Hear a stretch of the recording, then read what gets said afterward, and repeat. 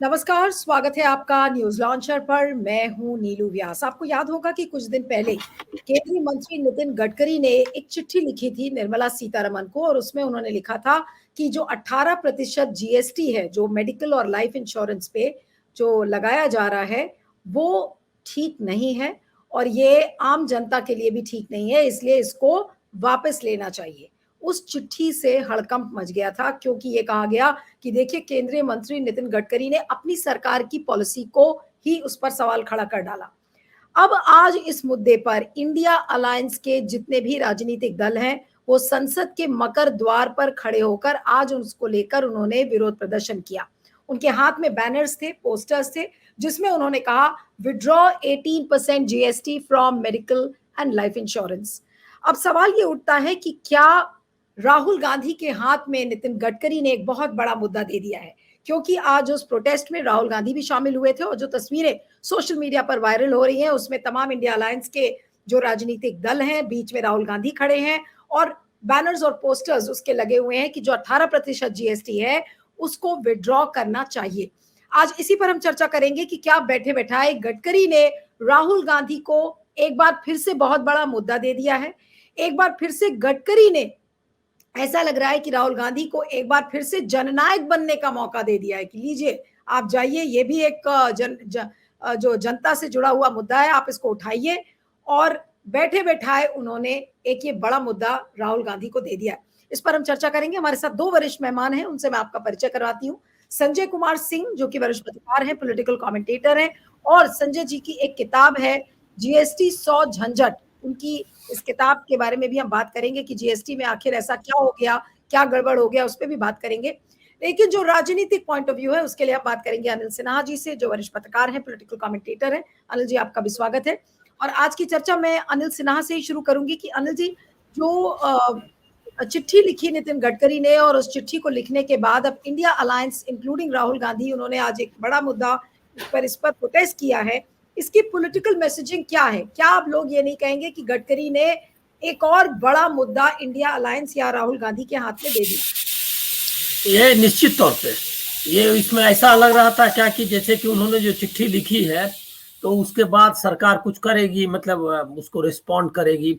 वो cabinet minister हैं और आपको पता है, सबको जानना मतलब मालूम है कि संविधान के तहत कलेक्टिव रिस्पॉन्सिबिलिटी होती है कि हर मिनिस्टर, वो जो प्राइम मिनिस्टर है उसको, ये में लंदन में तो जो पार्लियामेंट्री डेमोक्रेसी है उसको ब्रिटिश संविधान, मतलब ब्रिटेन में उनको माना जाता है फर्स्ट अमंग इक्वल्स। मतलब जो कैबिनेट है असल में वही सरकार है, और वो सरकार में फर्स्ट अमंग इक्वल्स है वो प्राइम मिनिस्टर, और बाकी कलेक्टिव रिस्पॉन्सिबिलिटी है। तो अब जब एक सीनियर मिनिस्टर ने जब इस बात को पॉइंट आउट किया तो उसको सीरियसली लेना चाहिए था गवर्नमेंट को, लेकिन उसको इग्नोर कर दिया गया। और ये भी दिखाता है कि किस तरह की स्थिति कैबिनेट में, और जो बीजेपी की जो रूलिंग एस्टेब्लिशमेंट, जिसको आप कहेंगे रूलिंग जो एलिट है, जो रूलिंग मतलब पार्टी है, उसकी स्थिति क्या है कि ये अपना एक सीनियर कैबिनेट मिनिस्टर, मेरे ख्याल में चौथा नंबर होगा उनका, चौथा या पांचवा होगा ना, राजनाथ सिंह, उसके बाद अमित शाह, और मेरे ख्याल में फोर्थ है वो गडकरी, इस बीच में और कोई नहीं है।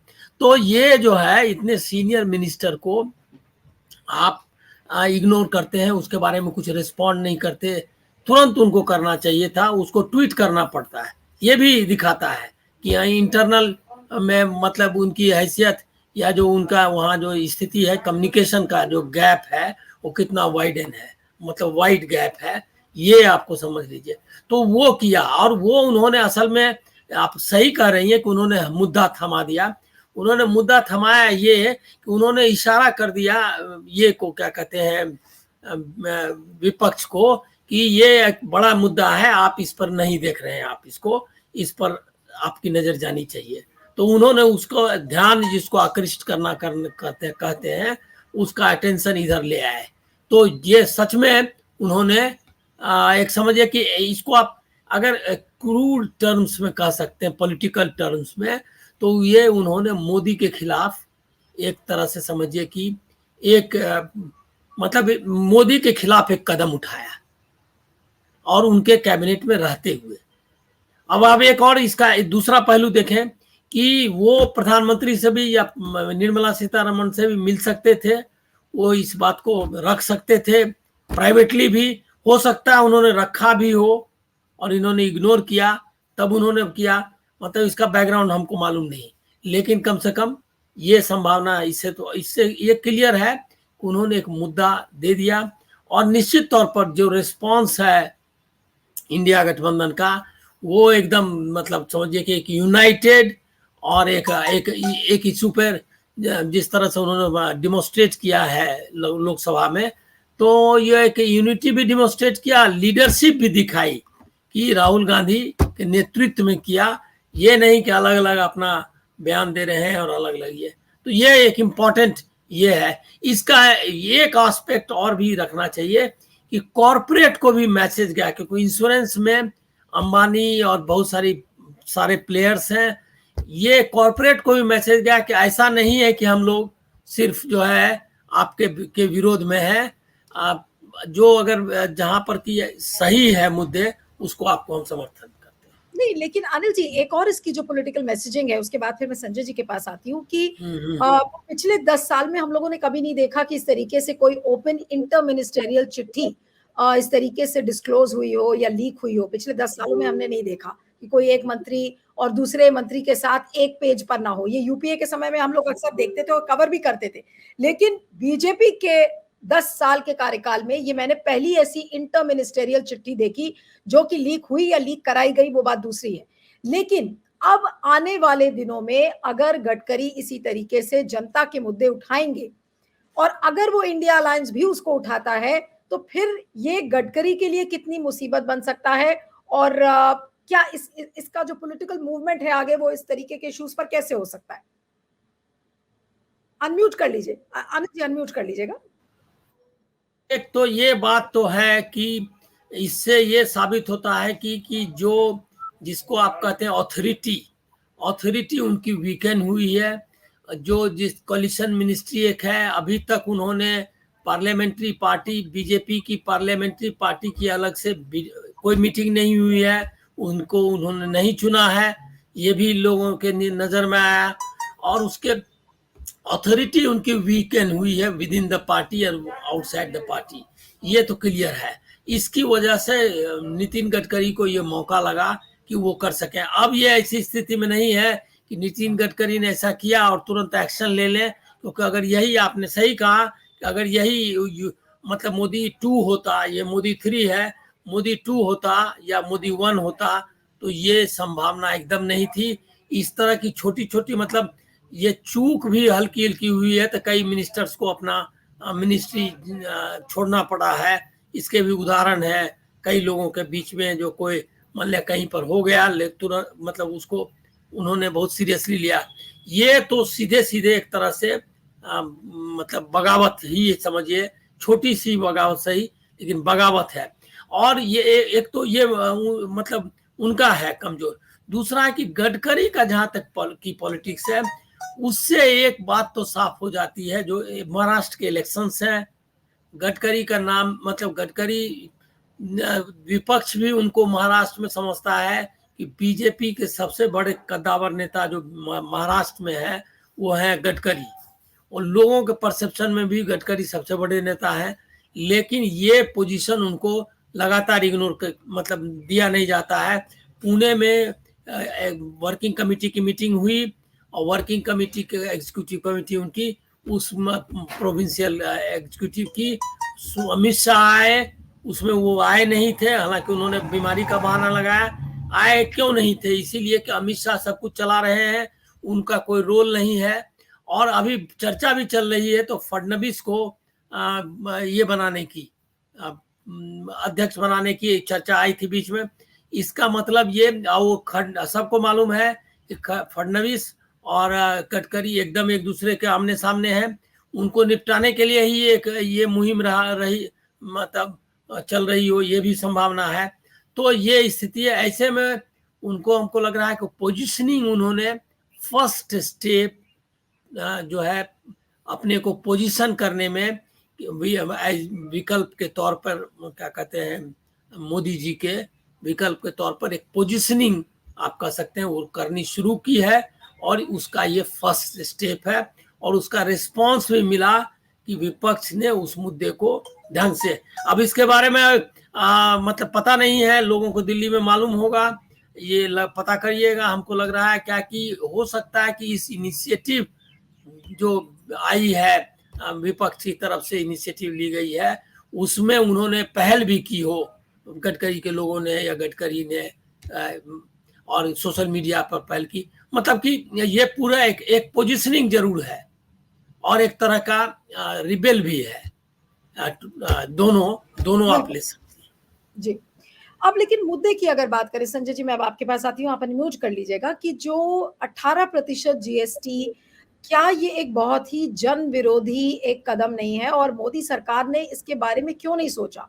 और क्या इस चीज से ये बिल्कुल साफ जाहिर होता है कि इंश्योरेंस कंपनीज हो चाहे कॉर्पोरेट्स हो, उन्हीं का ज्यादा ध्यान करता हुआ ये बजट है और ना कि आम आदमियों का? अगर आज इंडिया लाइंस ही कह रहा है कि भाई लाइफ इंश्योरेंस और मेडिकल इंश्योरेंस पर 18% जीएसटी, तो यही है कि बिल्कुल एक तरीके से आपने उनकी गर्दन काटने की कोशिश की है। आप एक तरफ इंश्योरेंस दे भी रहे हो और उस पर जीएसटी भी लगा रहे हैं। तो इस कदम के बारे में क्या कहेंगे कि ये कितना बड़ा एंटी पीपल मूव है और ये मोदी जी के लिए कितना घातक साबित हो सकता है?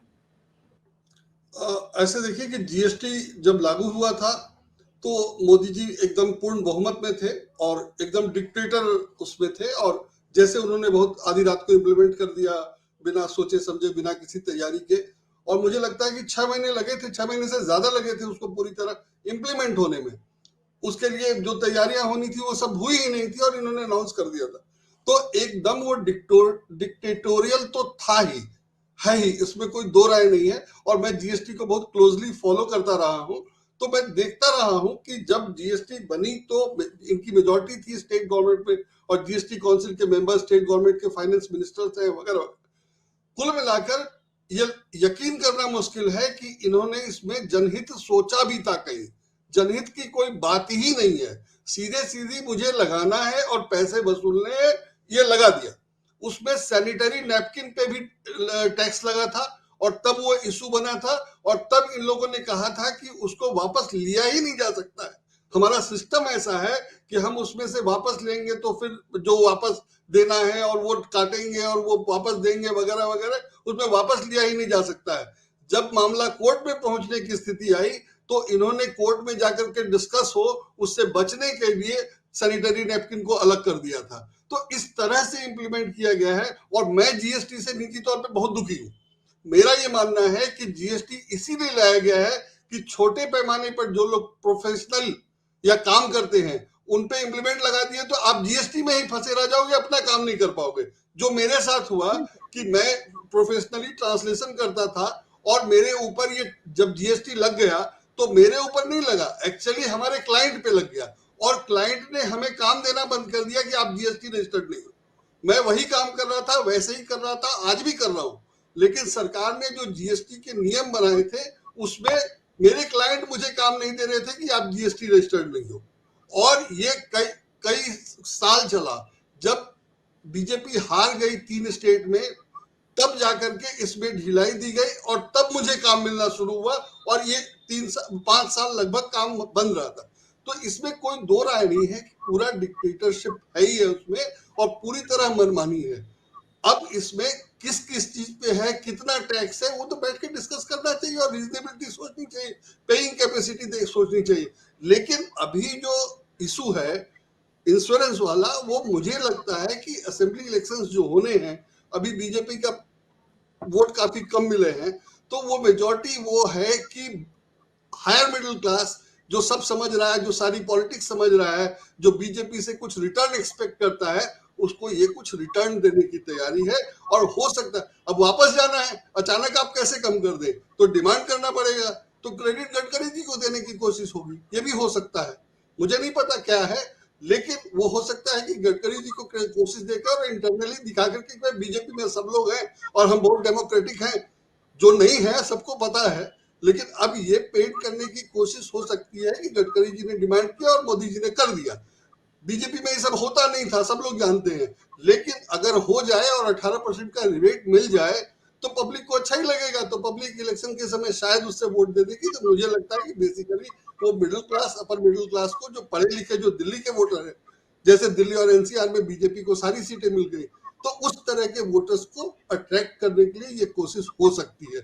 जहां तक कंपनीज या कॉर्पोरेट्स की बात, आपने कहा कि जो राज्यों में इलेक्शंस हैं, उस इलेक्शन को देखते हुए ये मुद्दे का काफी फर्क पड़ सकता है। तो आपको क्या लगता है कि आने वाले दिनों में इंडिया अलायंस, अभी तो पार्लियामेंट 12 तारीख को खत्म हो जाएगी, आज तो पार्लियामेंट के बाहर उन्होंने प्रोटेस्ट किया है, लेकिन इस मुद्दे को इंडिया अलायंस और खासकर राहुल गांधी, तृणमूल कांग्रेस और जिन राज्यों में चुनाव है, जहां महाराष्ट्र, झारखंड, हरियाणा, इन सब राज्यों में ये कितना बड़ा मुद्दा बन सकता है आने वाले चुनाव में? मैंने मुझे लगता है कि राहुल गांधी जी जिस तरह से जीएसटी को गब्बर सिंह टैक्स कहते रहे हैं, तो राहुल गांधी का स्टैंड तो बहुत क्लियर है कि वो चाहते नहीं है कि ये हो और इसमें रिडक्शन हो, इस पर बैठ के बातचीत की जाए, कहाँ लेना है, कहाँ नहीं लेना है, कितना लेना है, कितना नहीं लेना है, वगैरह वगैरह। और इसमें गड़बड़ियां हैं, इसमें भी कोई दो राय नहीं है। तो इंडिया गठबंधन के लिए तो वो इशू है ही। उसमें मेडिक्लेम या मेडिकल इंश्योरेंस एक अलग मुद्दा है जो जरा ज्यादा अट्रैक्ट करता है।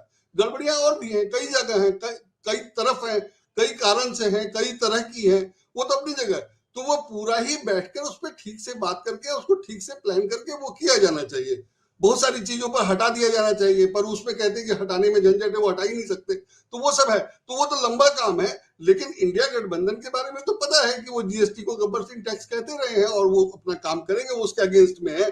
और जब इंडिया गठबंधन पावर में आएगा तो उस पर बात हो सकती है, वो अपनी जगह है। लेकिन अभी जो है वो प्रेजेंटली इससे फायदा उठाने, तात्कालिक फायदा उठाने के लिए ये कोशिश हो सकती है। जहां तक हम लोग समझ रहे हैं कि इससे कॉर्पोरेट को खुश किया जाएगा, तो कॉर्पोरेट के लिए इसमें कोई मतलब नहीं है। कॉर्पोरेट हमसे पैसा लेता है और आगे दे देता है। उसको ये क्लेरिकल काम जरूर करना पड़ता है कि यहां से इकट्ठा करो और वहां दो, और उसमें उसको ट्रांसपेरेंसी रखनी पड़ती है और गड़बड़ी नहीं होनी चाहिए, ये सब उसकी रिस्पॉन्सिबिलिटी है। तो कॉर्पोरेट के लिए ये बड़ा मामला नहीं है, ये छोटे लोगों की दिक्कत है, छोटे बिजनेसमैन के लिए दिक्कत है। उसका अकाउंटेंसी का काम बढ़ जाएगा, और जैसे मैं बिना अकाउंटेंट का काम कर लेता हूँ, मुझे एक अकाउंटेंट रखना जरूरी हो गया था, तो इसलिए मैंने जीएसटी रजिस्ट्रेशन नहीं कराया कि मुझे अकाउंटेंट रखना पड़ेगा। तो कॉर्पोरेट को ऐसा कोई फर्क नहीं पड़ेगा, क्योंकि उसको पैसे कम नहीं होंगे, उसको उतने ही पैसे मिलेंगे। जो 18% हम देते हैं वो हमें नहीं देना पड़ेगा। तो हमारे लिए भी क्या है, जैसे हमारे लिए 100 वैसे 118। जो इंश्योरेंस कराने का पैसा है वो तो वैसे ही है कि भाई जरूरत पड़ेगी तो लेंगे, नहीं तो डूबेगा। तो इंश्योरेंस तो एक टेम्परामेंट है कि आप करवाते हो कि नहीं करवाते हो।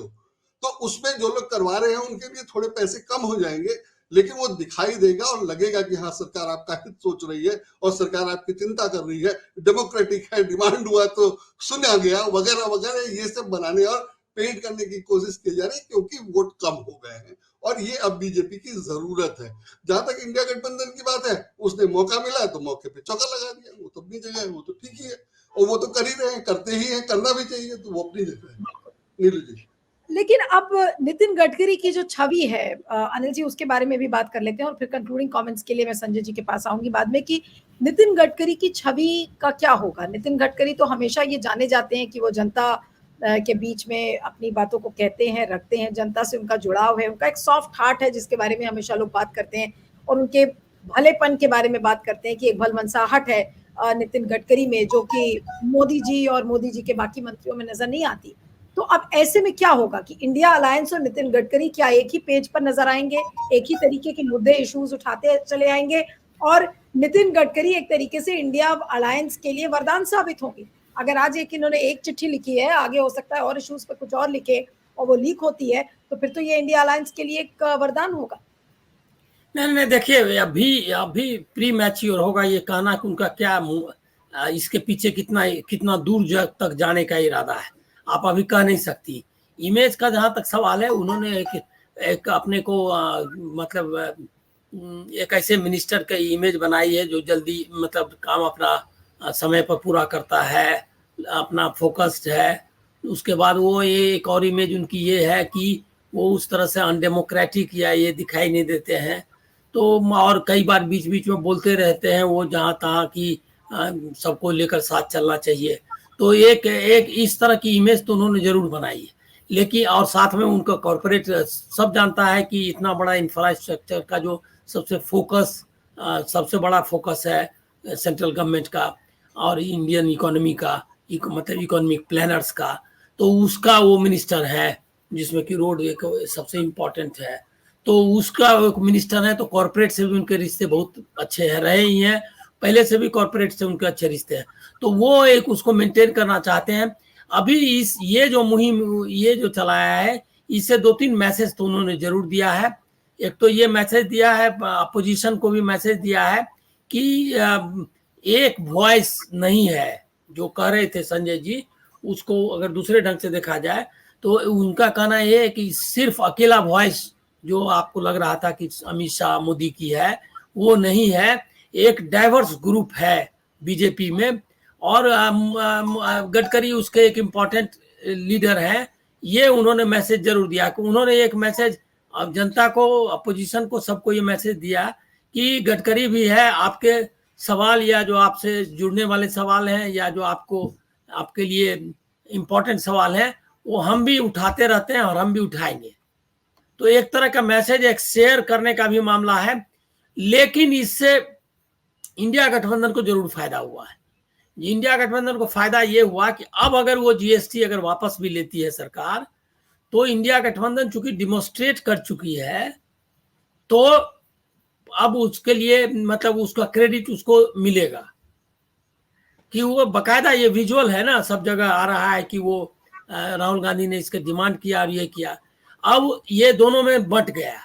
अगर उनका ये काम, ये मौका था मोदी जी को कि निर्मला सीतारमण को, कि वो जो है इसका पूरा क्रेडिट गडकरी को दे देते, और गडकरी को ये क्रेडिट दे देते अगर वो विड्रॉ कर लेते इन लोगों के पहले ही, अगर वो इस पर आ जाते कि भाई हम विड्रॉ कर रहे हैं, तो इससे जो है गडकरी को इसका क्रेडिट मिलता, तो क्रेडिट उनके घर में ही रह जाती पार्टी के अंदर।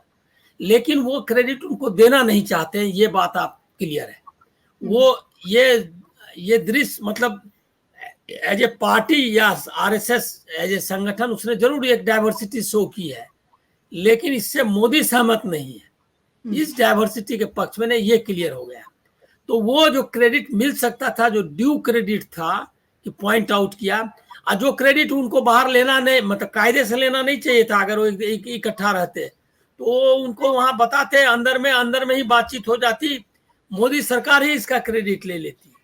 लेकिन अब ये मोदी और उनके लोगों को ये क्रेडिट नहीं मिलने वाली है, चाहे वो वापस भी ले लें तो भी नहीं मिलेगी। तब मेरा अंदाजा है कि वापस नहीं लेंगे। और जो पॉलिसी है उसमें आप संजय जी ज्यादा बेहतर आपको बताएंगे कि उनकी पॉलिसी यही है कि जो इनडायरेक्ट और डायरेक्ट टैक्सेस दोनों मिला करके जो बीच वाला क्लास है, अपर मिडिल क्लास जिसको आप कह सकते हैं, इंडिया में मिडिल क्लास का बड़ा लूज ये कंसेप्ट है, जो मिडिल क्लास का जो खाया ज्यादा मतलब संपन्न तबका है, उसी को लूटने का इंतजाम करे। कॉर्पोरेट को छोड़ रहे हैं, और जो एकदम नीचे है जिसके पास कुछ है ही नहीं लेने के लिए, उसको छोड़ रहे हैं। बाकी ये जो बीच का प्रोफेशनल क्लास है, सैलरीड पीपल है, या जो मिडिल बिजनेसमैन है, उसी से पैसा ले रहे हैं वो। तो ये पॉलिसी के तहत ही ये जीएसटी का ये स्ट्रक्चर है, इसी के तहत इनकम टैक्स का स्ट्रक्चर है, इसी के तहत बाकी जो टैक्सेस हैं कंज्यूमर आइटम्स पे, लग्जरी आइटम्स पे, वो सब इसी के तहत से, डायरेक्ट या इनडायरेक्ट दोनों टैक्स।